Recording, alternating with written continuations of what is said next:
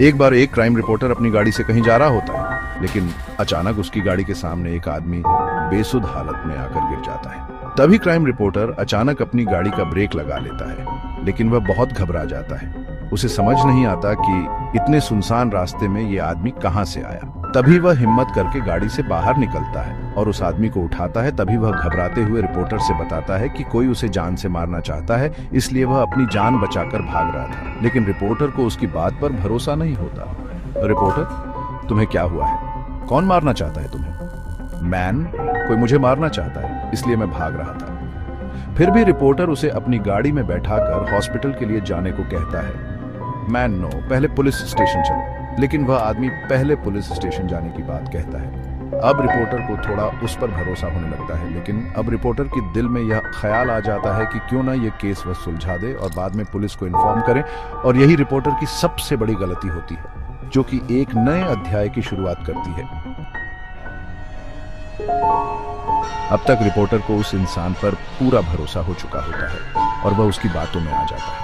वह इंसान एक हॉस्पिटल का नाम बताता है और कहता है, मैन, वहां के एक डॉक्टर को मैं जानता हूं, हमें वहीं जाना चाहिए। रिपोर्टर, ठीक है, हम वहीं चलते हैं। तभी रिपोर्टर उसकी बात मानकर उसे वहां ले जाता है।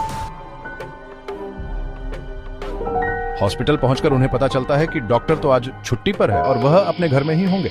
मैन, डॉक्टर से घर जाकर मिलते हैं। रिपोर्टर, इतनी रात को? मैन, प्लीज चलिए। रिपोर्टर के मना करने के बावजूद भी वह उसे चलने को मना लेता है। तभी दोनों डॉक्टर के घर के लिए निकल पड़ते हैं और जैसे ही घर पहुंचते हैं तो यह डॉक्टर रिपोर्टर की पहचान का होता है। ये दोनों एक दूसरे को देख करके मुस्कुराते हैं। डॉक्टर, अरे आप यहाँ? लेकिन साथ आए हुए इंसान की आंखें लाल हो जाती हैं। उसके अंदर अजीब सा गुस्सा दिखाई देता है। डॉक्टर, आइए, अंदर आइए। डॉक्टर घर में अकेले ही होते हैं और इतनी रात को अचानक इनके आने से डॉक्टर को कुछ अजीब लगता है। फिर भी वह रिपोर्टर से पहले से परिचित होने की वजह से दिमाग पर ज्यादा जोर नहीं देता। यह आदमी कह रहा है कि कोई इसे मारना चाहता है। डॉक्टर, ये मुझे कैसे जानता है? मैन, डॉक्टर, आपको याद है? तभी वह इंसान डॉक्टर के बारे में कुछ पुरानी बातें बताता है, जिसकी वजह से डॉक्टर को भी यकीन हो जाता है कि वह इंसान सच बोल रहा है। शायद डॉक्टर ही उसे भूल गए होंगे। डॉक्टर, रुकिए, मैं आप लोगों के लिए चाय ले आता हूँ। मैन, नो, आप रहने दीजिए, मैं चाय बना देता हूँ। आप मुझे अपने किचन का रास्ता बता दीजिए। डॉक्टर, नहीं, मैं बना देता हूँ। मैन, प्लीज मुझे करने दीजिए। डॉक्टर को मजबूरी में उसे किचन तक ले जाना पड़ता है और डॉक्टर उसे चाय का सामान देते हैं और बाहर चले जाते हैं। तभी वह आदमी गैस का रेगुलेटर ऑन करके किचन की सारी खिड़कियां बंद कर देता है और थोड़ी देर बाद डॉक्टर को आवाज देता है कि आपका लाइटर नहीं चल रहा।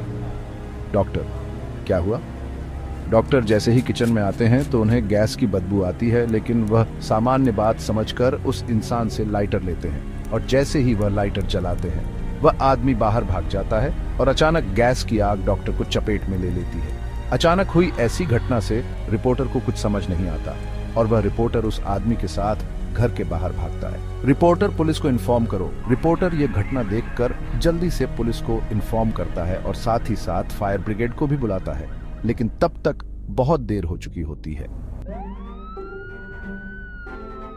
घटना स्थल पर पुलिस के आने के बाद रिपोर्टर उस आदमी के साथ वहां से निकल जाता है और गाड़ी की स्पीड तेज करते हुए कहीं अकेले स्थान में जाना चाहता है। तभी अचानक बगल में बैठा हुआ आदमी उसकी गाड़ी का स्टीयरिंग व्हील घुमा देता है और गाड़ी रोड के किनारे एक खाई में चली जाती है। गाड़ी का इतना जबरदस्त एक्सीडेंट होने के बाद दोनों की हालत बहुत बुरी हो जाती है। दोनों खून से लथपथ दिखाई देते हैं। रिपोर्टर, तुमने ऐसा क्यों किया? मैन, मेरा सोनू सो गया। रिपोर्टर यह सुनकर चकित रह जाता है, क्योंकि इस नाम से तो उसे उसकी प्रेमिका बुलाती थी जो कुछ सालों पहले गुजर चुकी थी, जिसकी वजह यह रिपोर्टर ही था, जिसने उसे अपने प्यार के जाल में फंसाकर उसे गर्भवती कर दिया था। और जब बाद में लड़की ने शादी करने के लिए कहा है तो वो मना करने लगा, लेकिन लड़की की जिद करने के बाद वह शादी के लिए मान गया।